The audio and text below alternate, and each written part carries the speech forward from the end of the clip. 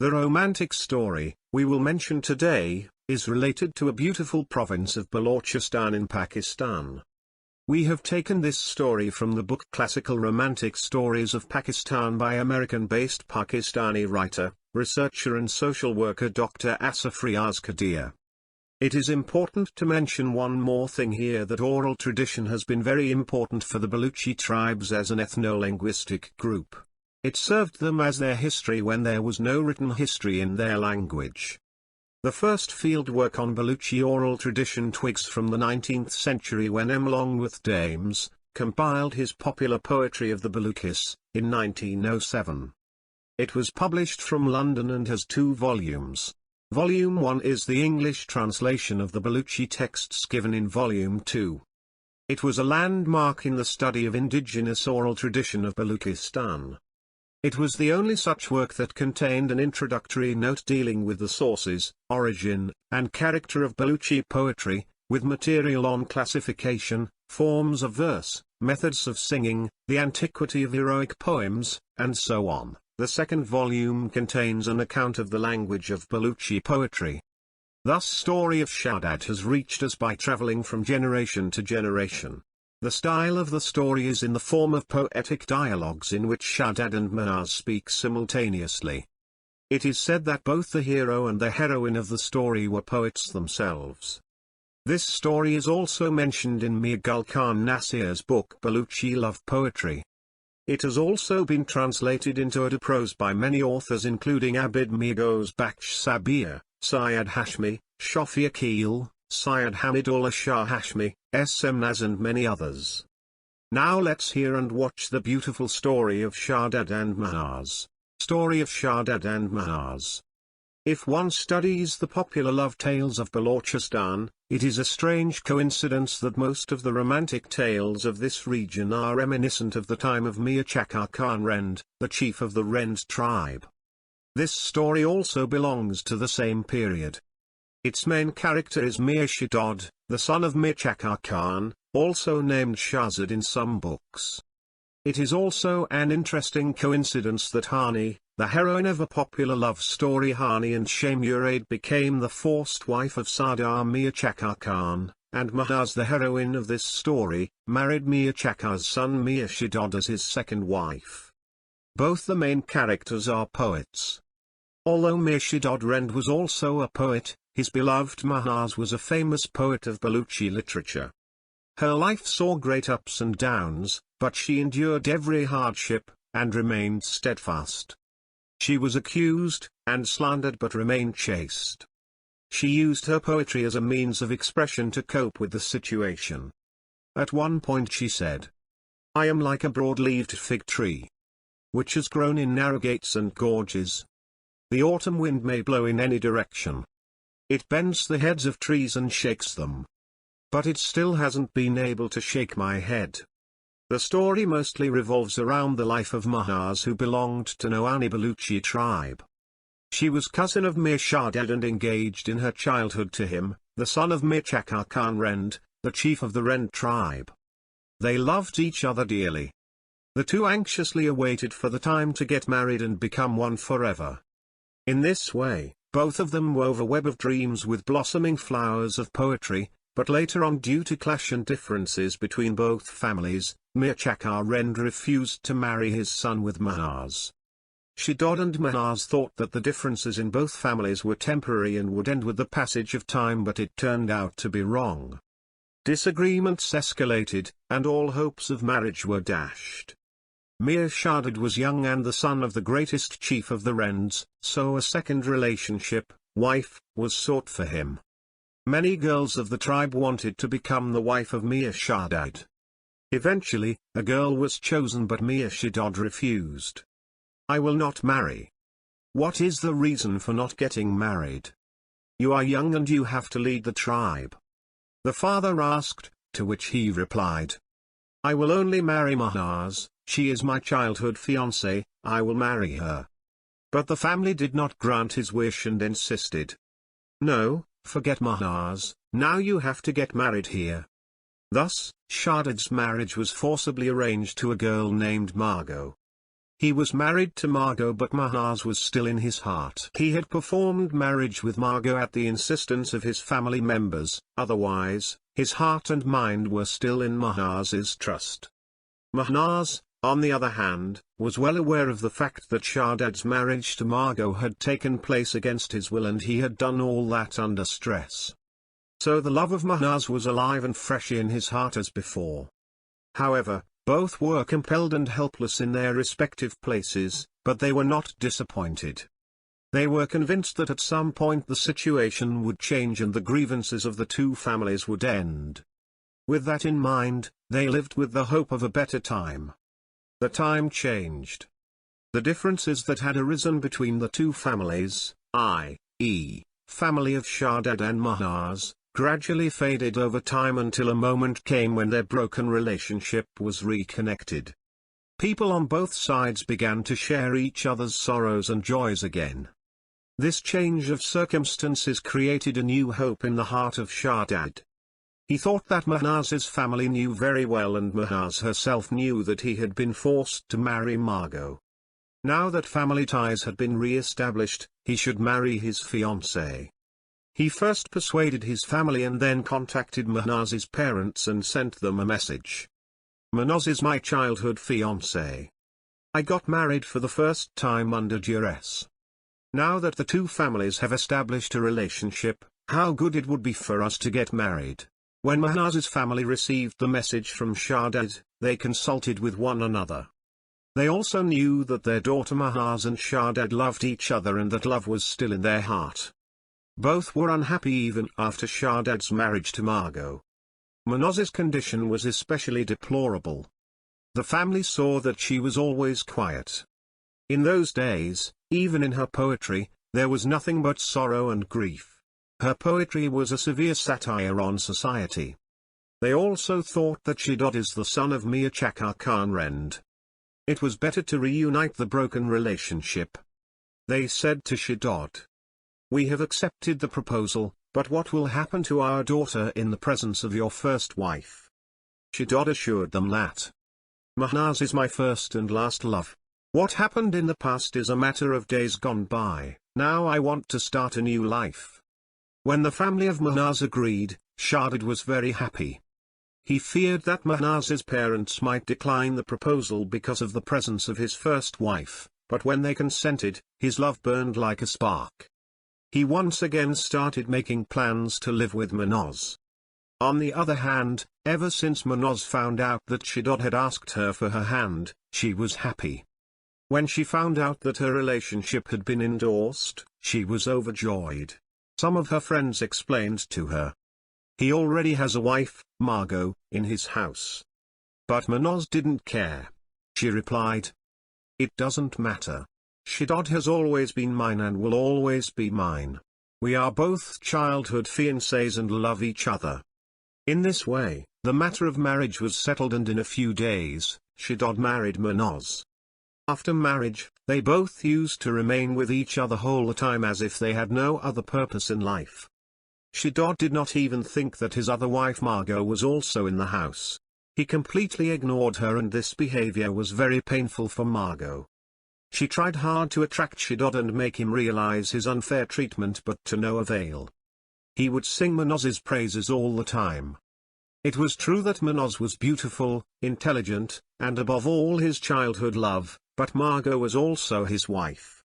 It was Shahdad's attitude that ignited the fire of jealousy and revenge in Margot's heart. She said to herself, "This woman has taken away all my happiness. I will take revenge on her in such a way that she will remember." Her heart burned with the fire of jealousy and revenge, but she did not understand how to take revenge on Mahnaaz. She would make a plan and then abandon it at her own. Finally one day, a trick came to her mind. She began to say to herself, "I have to do something that will make Shahdad disgusted with Mahnaaz. That way he will start hating her and will automatically turn to me." She was ready to do anything that would make Shahdad hate Mahnaaz, no matter how illegal and how immoral it may be. She had decided that she would degrade her in the eyes of her husband. She started work on this conspiracy, made plans and thought of tricks day and night with new ideas in mind. One day, an old friend of Shahdad came. His name was Omar and he was lame. He was his best friend and had met Shahdad after a long time. The two had spent their childhood together. At that time, their friendship was considered ideal among their peers. As they grew older, their activities changed and both of them remained engaged in their own circles. Now after a long time, Omar had come to Shahdad's house, so Shahdad was very happy to meet him. He received him with great warmth and love.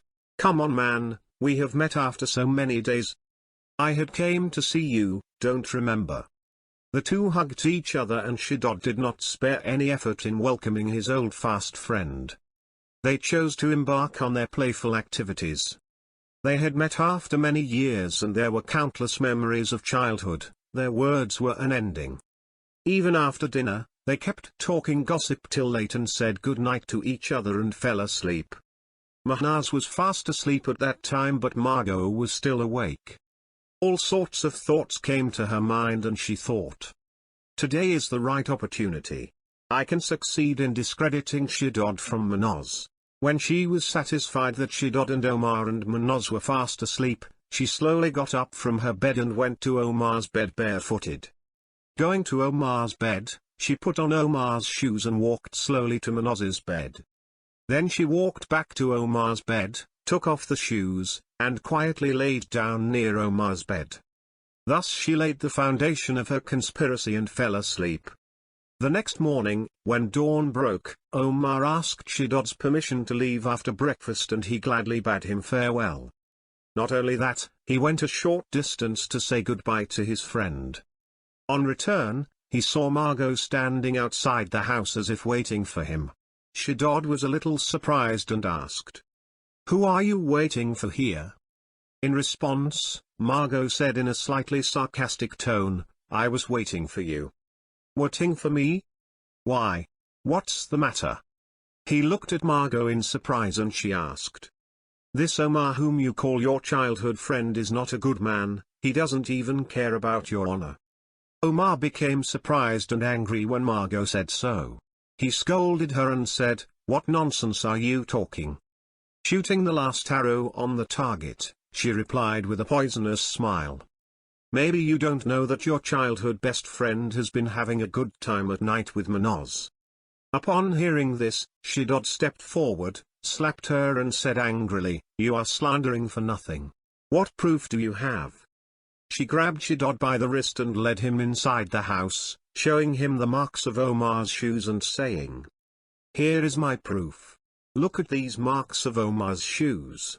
Come on. Look at them carefully and then tell me whether I am telling the truth or a lie." Shahdad saw that from the bed on which Omar had slept at night, the marks of his shoes went to the bed of Mahnaaz, and then there were also the marks of his return. He saw all this with his own eyes. Did he know what kind of trap Margot had set for him? His face lost into color. He did not understand what to say. He kept thinking in his heart that Mahnaaz, who was dearer to him than his life, would deceive him like that. Does she have such a character? Was all her love for years a sham? Then he said to himself, "No, no, that can't happen." But then those shoe marks? What was their purpose? He was engrossed in similar thoughts and standing nearby, Margot was smiling at her success. She knew that if a woman in the tribe committed such a crime, her husband would kill her and she thought, now Mahnaaz's death was certain but this wish of Margot could not be fulfilled. At first, Shahdad intended to kill Mahnaaz but he was compelled by his love and he could not do so. However, he had become very suspicious about Mahnaaz. He was not only skeptical but also convinced of her character. He went to Mahnaaz in a fit of rage, and as usual, she greeted him with great love, but when she saw Shahdad so angry, she was astonished. Shahdad without hearing anything grabbed her by the hair and dragged away, saying, "I saw your love. You have been deceiving me for so long. You have tarnished my honor. But what have I done? What's wrong with me? Let me know," she inquired from Shahdad, who was mad with rage and was not ready to listen to her. He beat her and thunderously said, "Get out of my house now. Otherwise, I will kill you." Mahnaaz tried hard to say something to prove her innocence, but Shahdad did not give her that opportunity. So she left with tears in her eyes. She went to her parents' house, but could not understand that the man who was madly in love with her and was so devoted to her, what had happened to him all of a sudden. Why he has beaten me so badly and disgraced me and thrown me out of the house. She was sure that Margot had done all that, and she could have cleared her position provided she could have got a chance to explain. She thought that if she had been accused, she should have been asked about it. She did not commit any crime and did not commit any sin, yet she was treated so badly. This bitterness of her life was reflected in her poetry. Addressing Shahdad, she said in a poem, "I grabbed your horse's saddle and put my other hand on your shoe. Oh, my chief, if I have made a mistake, so forgive me in the name of Allah. But you pushed me with great cruelty. I fell to the ground and my perfumed hair became dusty." Now Mahnaaz sat in her parents' house in the hope that in a few days, when Shahdad's anger will be cooled down, he would surely realize his mistake. So she forgot about the degrading treatment she received when she was evicted. She hoped that as soon as Shahdad's anger subsided he would come to pick her up, but many days passed, he did not come, rather he did not even send anyone to tell her the good news. It was as if he had completely forgotten Mahnaaz. Her parents were devastated. It was very sad for them that their daughter was sitting in their home and she was kicked out of the home for misconduct which was the cause of her disgrace. However, despite this sadness and despair, Mahnaaz was still not disappointed. She expresses her grief in her poems. "O you who walk, if you go through there, greet the companion of my youth." Addressing her beloved Shahdad, she said, "Oh, my cousin, you have broken moral standards and moral bonds. You are proud to have lost your wife." She knew that the magic of Margot had worked its way through her, and that is why I am in this situation. She expresses these sentiments in one of her poems like, "Your intellect is like that mirror, which hangs on the shoulders of shepherds, and one end of which stays dry all the time. That is why Margot has succeeded in deceiving you." Mahnaaz knew she was innocent and chaste, and what happened to her was the result of slander and accusations. She finally decided that she would go herself. She will meet Shahdad and find out about the cause of his cruel treatment and prove her innocence, so she took her father and brother with her and reached Shahdad. She said, "I have been unjustly slandered. I am innocent and chaste." Her father and brother also explained to Shahdad, but he did not accept their point of view. Mahnaaz said, "I am ready to go through all sorts of trials to prove my innocence." The traditional way to prove one's innocence at that time was to fill a pot with oil, light a fire under it, and when the oil began to boil, a ring was put in it. The accused had to pick the ring by dipping the hand in the boiling oil to prove innocence. The pot was so deep that the ringer's hand sank up to the elbow. They believed that innocent would not be harmed, with no doubt about his innocence. The same method was used to find out the false truth of Mahnaaz. When the people gathered, they brought the pot of oil heated and asked Mahnaaz whether she was ready for this test. Mahnaaz said, "I am ready. I am ready to go through an ordeal to prove my innocence." When Shahdad was asked for his opinion, he also supported the proposal because there could not be a bigger test than that. So when the oil started boiling, a ring was thrown in it. Some elders of the tribe said to Mahnaaz, "Now put your hand in the oil and bring the ring out of the pot." Mahnaaz's heart was pure, so she didn't look scared at all, rather there was an act of satisfaction on her face. She thought that if her innocence is proved, she would be saved from the accusation. When asked to pick up the ring, she first glanced at the people standing around, then at Shahdad and Margot, and then proceeded with great satisfaction. "O God, you know the secret of hearts. You know that I am being punished for my innocence." She recited God's name aloud, opened her hand and put it into the metal pot of boiling oil. People all around were watching in amazement that Mahnaaz had brought out the ring with great satisfaction and was not harmed even slightest. It was as if she had dipped her hand in normal water, not in the boiling oil. As soon as she took out the ring, the people standing nearby started saying to each other, "Mahnaaz is innocent. She has been accused falsely. She is innocent." Shahdad, who a few moments ago was looking at Mahnaaz with angrily, stood as a picture of remorse. When he saw that Mahnaaz was innocent, he was sad in his heart that he had hurt her so much just by believing in Margot's words. He hurriedly forwarded towards Mahnaaz, but Mahnaaz stepped back and said, "You slandered my chastity and kicked me out of the house. I was not given a chance to clear my position." Then she addressed the people standing nearby and said, "My innocence has been proven in front of you people. Now Margot must go through this test too." Everyone agreed and said, "Where is Margot? Bring her. She was just here, where did she go?" Margot knew that Mahnaaz was innocent, so she eluded everyone's eyes and left. Shahdad wanted to go ahead and talk to Mahnaaz, but she refused to talk. Although the spark of love was still burning in her heart, yet the way she was insulted, there was no room for her to talk to him. Shahdad pleaded, "Listen to me first, then decide what you want." Mahnaaz replied, "When you kicked me out of the house accusing of infidelity, did you listen to me then? Did you give me a chance to explain? Where did your love go at that time?" Shahdad was so embarrassed that he did not know the answer. He was deeply sorry for his mistake and regretted it in his heart. "I wish I had not listened to the words of Margot and tried to know the truth. I would not have seen this day."